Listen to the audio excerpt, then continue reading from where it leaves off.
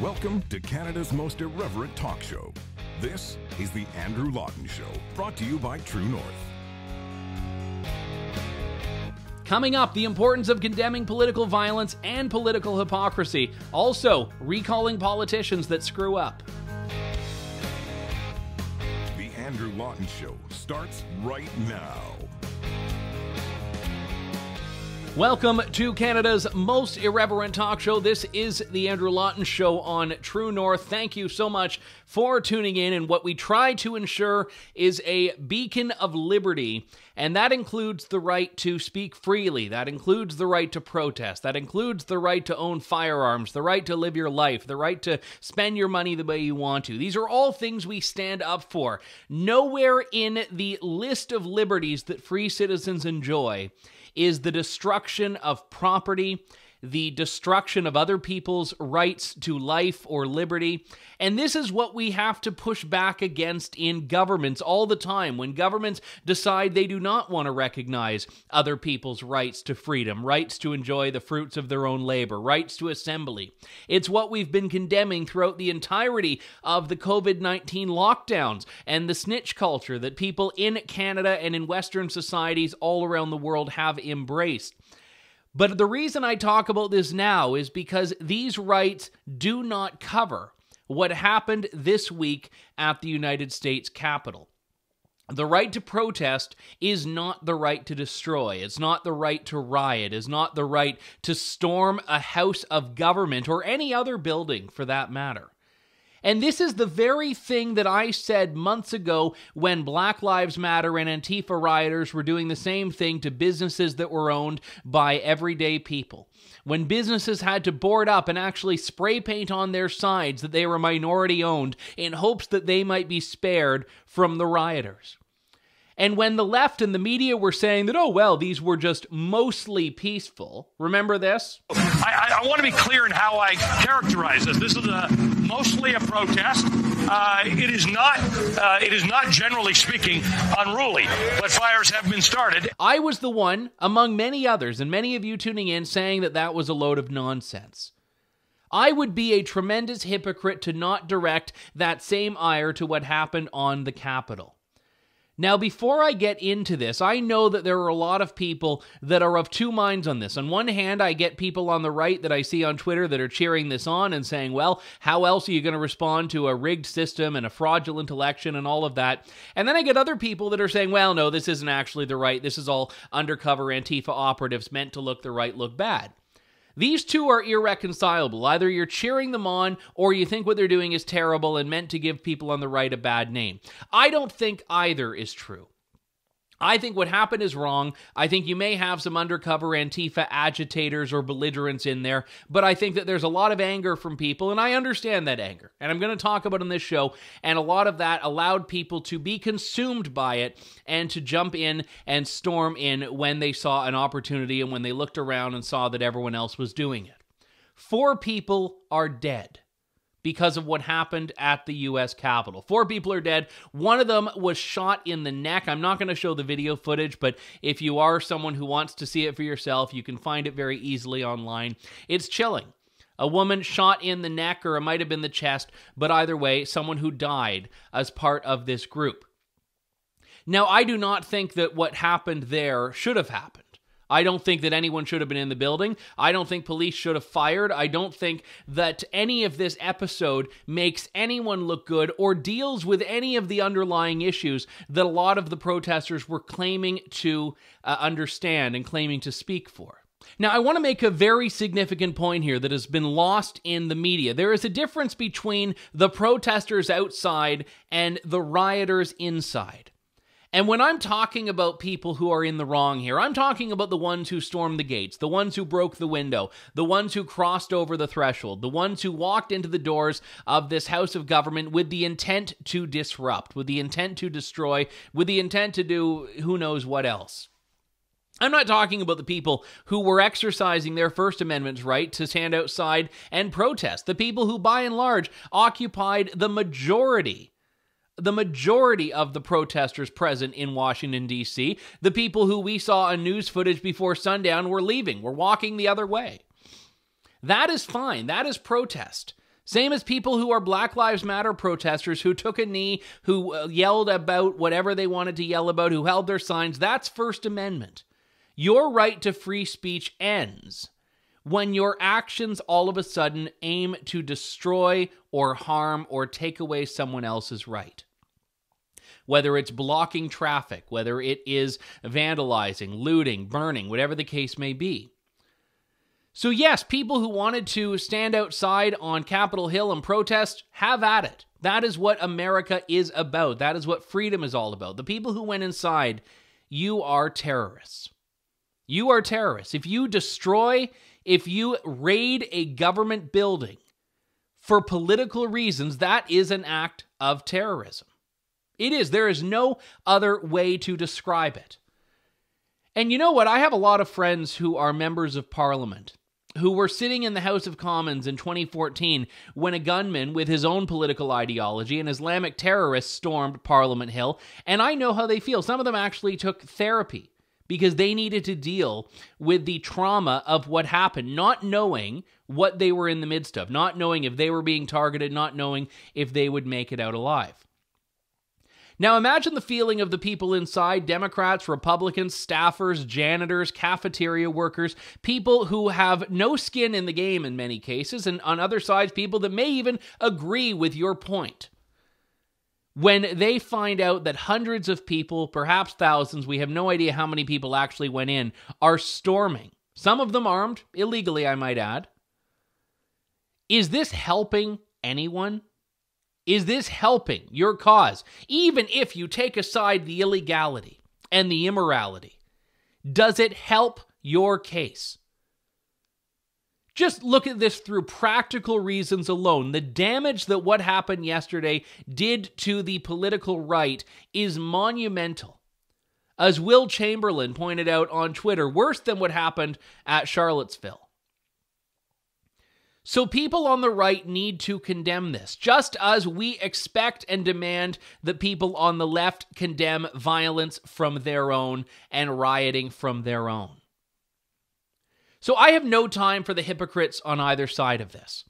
I have no time for the lefties who were apologists for Black Lives Matter riots and the ones calling it mostly peaceful, who on this think it's an act of war, just as I have no time for the law and order conservatives who wanted to throw the book at the BLM rioters, well, on this saying, well, you know, can you understand their anger? And look, if that is what you're doing, if you're trying to parse and look at what is essentially the same action, but trying to make it justifiable in one context and not in the other, you are looking at this in a hypocritical way, and I'm sorry, but you've got to reevaluate that position.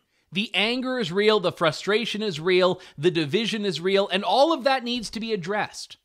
All of that needs to be addressed, but you do not solve that by storming the Capitol, by storming anyone else's building. Even if it is, as many people have termed it, the people's building, that does not give you a hall pass in a literal or figurative sense when you have to break a window to get in. And here's the thing, I am someone who, like so many Canadians, especially Canadians who lean politically right, has grown up with my face pressed up against the window of the United States of America. The land of liberty, the beacon of freedom. This is what I have raised. And I've been raised, by the way, like so many of you, looking at that country and seeing something to aspire to. And if you are a patriot, if you are someone who loves your country, whether it's Canada or the United States, it means that you love your country and also trust that your country can overcome its division. And trust that your country has a system that can overcome strife. So even if you look at the American election of 2020 and think that the election was rigged and think that the votes shouldn't have been certified, you have to, if you, again, believe in your country, you have to respect that there is a judicial process, a legislative process, and yes, an executive process. Now, if you think that all of those processes failed, and believe me when I say I understand that, I've been following this since Election Day in the United States, you also have to accept that the armed rebellion, if that's what you want to call it, the attempted insurrection, or at the very least the protest that got out of hand, is not changing any of that. What's happened? Hours later, Congress resumes, the Electoral College votes are certified, the same outcome happened, but with 4 people unnecessarily dead. Was there a net gain from this? Is anyone better off? Was a point made? No. Absolutely not. And if anything, it's a lot harder. Look at what happened with Kelly Loeffler, the Georgia senator, who actually withdrew her objection to the Electoral College results because of what happened. So if you believe that this was at all justifiable, it actually set your movement back. It set your movement back. Now, a lot of people are going to wonder, oh, well, why is he spending so much time criticizing the right? I'm not. I'm criticizing a small subset of the right that's so concerned about owning the libs that they don't actually realize there is an importance in intellectual consistency and honesty. And if you do believe that this was justifiable because of your belief about the American election, well, what happens when another group believes that its storming of the Capitol building is justifiable because of a belief they hold? What if BLM, who genuinely believes that the system is systemically racist and that the system is responsible for slaughtering blacks, decides that it's going to take up an armed rebellion and storm the gates of the Capitol? What happens if another group, feeling it is the victim of a gross injustice, decides it's going to storm the Capitol because, well, the system has failed, this is our only response? That is how decisions are made in banana republics. And for all the people saying, well, they're not rioters, they're not terrorists, they're revolutionaries, and people pointing to the fact that it was a rebellion that gave the United States the existence of the United States, first off, there are monumental differences between then and now that we don't have time to get into. But secondly, it's not working. It's not working. It's not accomplishing anything. It is not achieving the desired result. It is making everyone involved look bad. And yes, people that genuinely stand up for freedom and stand up for the rule of law and stand up for free speech have, I believe, a moral obligation to condemn it, just as we all expected the left to do the same. And the left didn't, which is why we need to be able to say that we are better than them when it comes to this. That we condemn the people that do wrong on our side in our name. The left doesn't.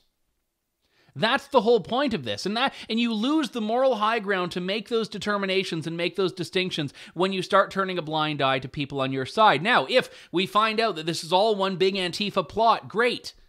But condemn the evidence. And not great, by the way. It would be terrible because the fact that anyone did this, is wrong. So when I look at what has happened in the last, 16, 24 hours, however long ago it was that this first started, the protest was fine. I may not agree, I may disagree, I may agree. It doesn't matter. The protest itself was fine. The second that protest takes a step over that line, and that's a figurative and a literal line, and people are starting to scale walls, it is no longer about protest.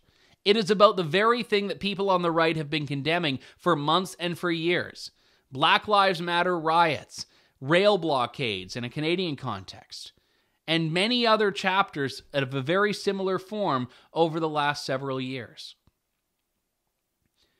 Politically speaking, I get why people don't want Joe Biden to be president, and I get why people think Joe Biden didn't actually win the election. But if you believe in the country that you are trying to uphold, and this is, by the way, not just about Americans. A lot of people, a lot of freedom-loving people around the world are invested in what happens in the United States. If you believe in this country and these ideals that you think are under attack from Joe Biden, you have to believe that your country is bigger than Joe Biden. You have to believe that the United States is big enough and strong enough to combat these things without an attempted insurrection. Now, I don't know what the mentality was behind most of the people that were involved yesterday. I do genuinely believe that we're talking about a slim minority overall that thought there was a violent justification for what they wanted to do. It's a slim minority, but enough of them. So I think that, again, you had some instigators. You had a lot of people that were just going along for the ride. You had a lot of people that were consumed by mob mentality, which is why when they got in, we didn't actually see a huge amount of destruction. And I'm not for a second justifying it. I'm pointing out an oddity of it. That on some people you had, in some cases you had people that were flipping over stuff, but in other cases, the bulk of the damage was I'm taking a selfie in Nancy Pelosi's office, or ooh, I'm taking an envelope from Nancy Pelosi's desk. I mean, I mentioned in passing to a friend yesterday, and I'm glad this didn't happen, but if people really wanted to do damage, a lot of these computers were left completely abandoned, still logged in when everyone started evacuating. Why was no one downloading anything? Why was no one looking into situations in that way? So this was not a planned and organized rebellion. So anyone who says it's like a revolution in the making, I mean, it lacks the cohesion and organization that revolutions typically have, certainly successful ones. So this is going to be a situation that gets worse before it gets better. Donald Trump is going to not be the president as of January 20th.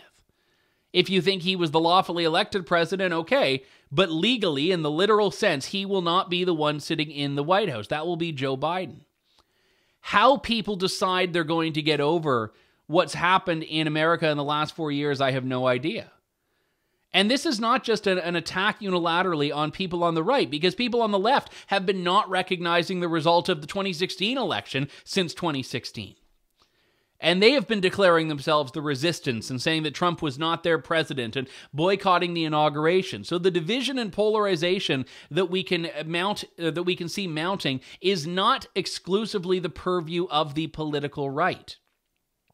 And anyone trying to say that Trump created this is missing the mark entirely. Trump is a product of this, perhaps, because Trump was elected because of anger that existed from Americans who felt like they had been ignored by everyone else who had been in office, Republican and Democrat, for generations. So Donald Trump did not cause this. I would argue his video yesterday didn't make things better. He told people to go home, but also was not condemning it. And the fact, though, that we had people in the Trump administration who were making these moral stands by resigning, it, you know what, tends to be a bit more hollow a sign when you resign from a job that you're going to be out of in 2 weeks anyway. So a lot of those, I kind of question what the motivations truly were. But the whole point is that the country and all people on left and right need to heal moving forward. If that sounds like hippy-dippy lefty language, I'm sorry. But what's happening now, what's happening this week, is not sustainable. And we are seeing the death of disagreement, the death of division, the death of discourse, and the death of being able to look across the aisle in a way that always used to be the hallmark of democratic societies, but now is vilified. No one wants to sit down and break bread with their neighbor. No one wants to discuss their differences with someone. We want to see someone as our 20% enemy instead of our 80% friend, whereas I would rather see someone as my 10% friend instead of my 90% enemy. I don't have the answer to this, but I know that violence isn't it. And yes, you may see violence against a building as not being violence, but it is. When you're storming the gates, when you're forcing people to hide under desks, it is violence. And if you think that what happened yesterday in Washington was justifiable, check yourself, please. Back in a moment with more of The Andrew Lawton Show. Stay tuned. You're tuned in to The Andrew Lawton Show. Welcome back to The Andrew Lawton Show. I want to bring attention back to things back home here for the next few moments anyway. Certainly political anger and political frustration, very real, even in a domestic context. We talked a lot the last couple of shows about politicians who have been telling us to hashtag stay home, but themselves were hanging out in St. Bart's or Hawaii, where I think pretty much everyone in Alberta's government was in Hawaii in the last month, with the exception of one or two people.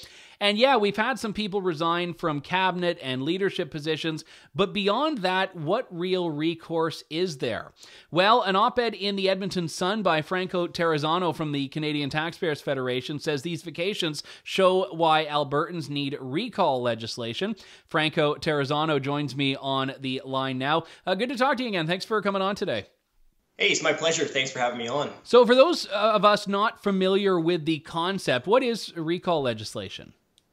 Well, recall legislation is a very important accountability tool, and it allows voters to collect petitions. And if we collect enough petition, it allows us to force a by-election so that we can hold a misbehaving politician accountable. And what's so important about this is that right now we can only hold politicians accountable once every 4 years during an election. But recall legislation would give us the ability that we deserve to hold politicians accountable all year round. That's, I think, an important point, but you did allude to it there. You have elections. The point of politicians being elected for terms is that voters can go and turf them if they don't like the job they're doing. Why do you need a stopgap? Why do you need something between elections? Well, I mean, of course, elections are an important accountability tool, but the problem is that they're only once every 4 years. Now, imagine if a boss was only able to hold their employees accountable every 4 years. I mean, certainly you would see employees misbehave, maybe not show up for work, or do things of that nature, right? And so the same thing applies here, because let's remember, it's the people who are the boss of politicians, not the other way around. Politicians aren't our boss, we're their boss. And as such, we deserve the right to hold them accountable, not once every 4 years, not just during an election, but all year round and every year during that mandate. One concern that I have, I mean, we know full well the polarity and polarization of politics, not just in the U.S., as we've seen with the events of this week, but even in Canada. We know that there's a lot of right versus left divide all the time. Is there a risk that recall could be a bit weaponized in a way where, you know what, let's say you're an NDP voter, you vote NDP, you don't like that a Conservative wins, regardless of how well they do, you want to just go right to that recall process because you don't like that they won in the first place? Well, you know what? You bring up a really good point. But I actually see recall legislation as doing the opposite. I see it as a very productive way to channel frustrations into the democratic process, right? Because right now, if we're frustrated, we have to wait 4 years to hold the politicians accountable. I mean, what choice do we really have? But with recall legislation, we can take our frustrations, we can take our anger, and we can put it into the democratic process. And that's why I see another reason why recall legislation is so important. And let's talk about the travel scandal that we're facing right now. Mm-hmm. Right now, we have to wait for backroom political brokering for a solution. But you know who should really have the final say? It should be us, the voters, the people. Yeah, that's actually an interesting point, because at first in the Alberta context, there was going to be no punishment for it. There was going to be no penalty. Jason Kenney, as we talked about on this show previously, said that he didn't lay out the expectations, and it was only because of backlash a few days later that tended to reverse. So yes, you could argue there was a bit of responsiveness to public anger, but only if the prerogative of the Premier's office was to recognize that. So you're right that there otherwise wouldn't have been a mechanism if the Premier's office had stuck with its initial response to this. You know, that is correct, because originally Premier Jason Kenney said he didn't think he could sanction these politicians. Mm-hmm. And of course, at the Canadian Taxpayers Federation, we said, well, if you don't think you can sanction your politicians, I'm sure voters are up to the job. And let's remember here, you know, we did see a cabinet minister step down, and we did see politicians lose their committee roles. But at the end of the day, the final say should be with Albertans or with voters, whether or not they remain as members of the legislature. So we should have the ability to hold them accountable, and that means we should have the ability to fire them when they misbehave. Do you think it is just about having the ability to recall politicians, or also would you extend that to recalling legislation, which is another format of recall that we've seen, where instead of getting people out of office, you just go after specific laws or bills they've put into place? I'm glad you brought that up. So we actually have that in Canada in one province, and that's BC. In BC, we have recall legislation, but we also have what you brought up there, which is called Citizens Initiative, and that lets us to repeal bad legislation or bring forward legislation. Now, that's very important, right? Because recall, if people are the boss over politicians, we should be able to fire them when they misbehave. But with Citizens Initiative, if law belongs to the people, then we should be able to repeal bad legislation when it goes against our wishes. Now, let me provide you with a pretty concrete example of where that would have applied in Alberta. You know, we had the NDP previously. They came to office. They didn't run on a carbon tax. And what did they do? They hammered struggling families and struggling businesses with a carbon tax, increased the cost of living at the worst possible time. Well, it's pretty obvious that Albertans did not want a carbon tax. So if we had Citizens Initiative, we would have been able to repeal that bad legislation and give our economy a little bit of a break. Now, we know that the British Columbia recall is actually pretty rare. I mean, I think there's only been one instance where it's been used. So why do you think there is a need or an appetite for this when the province that has it hasn't really seen it used all that much?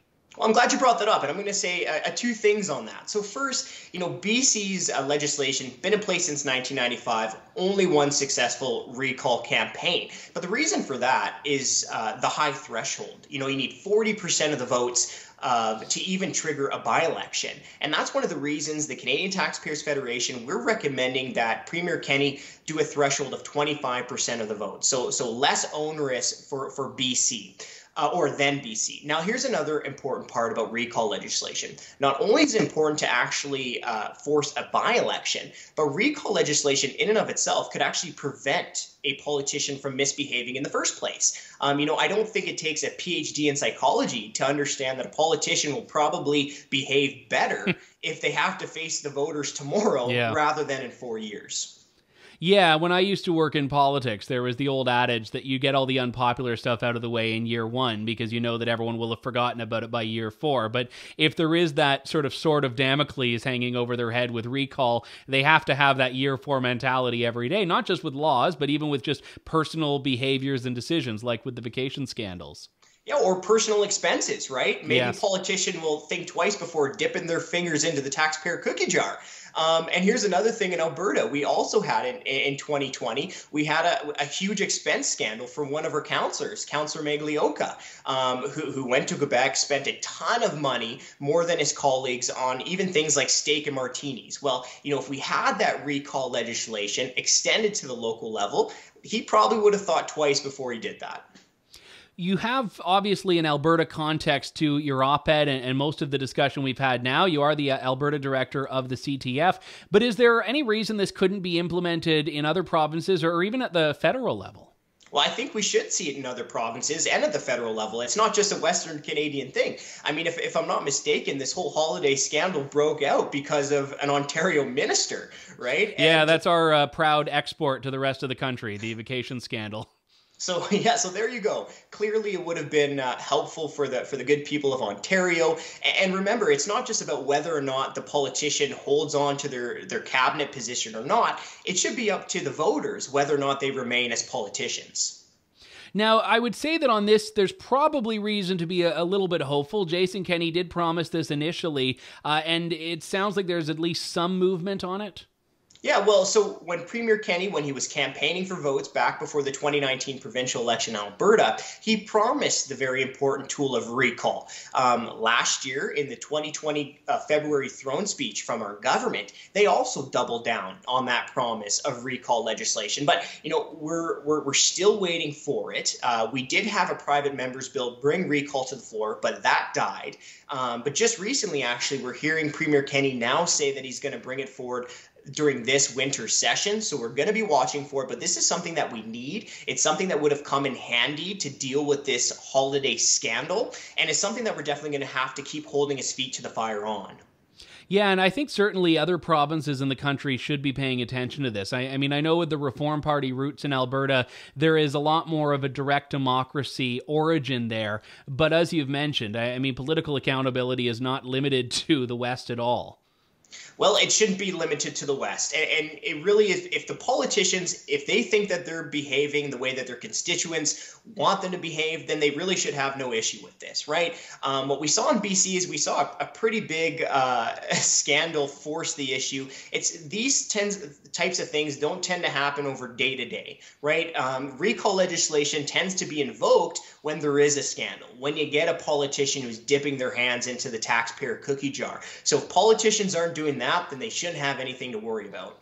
Yeah, it's the epitome of one of those pieces of legislation you want to have but never want to have to use. So we'll certainly keep an eye out for it. Franco Terrazzano, Alberta Director for the Canadian Taxpayers Federation, and that op-ed you can find at the Edmonton Sun. Sun-soaked vacations show why Albertans need recall legislation. Franco, thanks again for coming on today.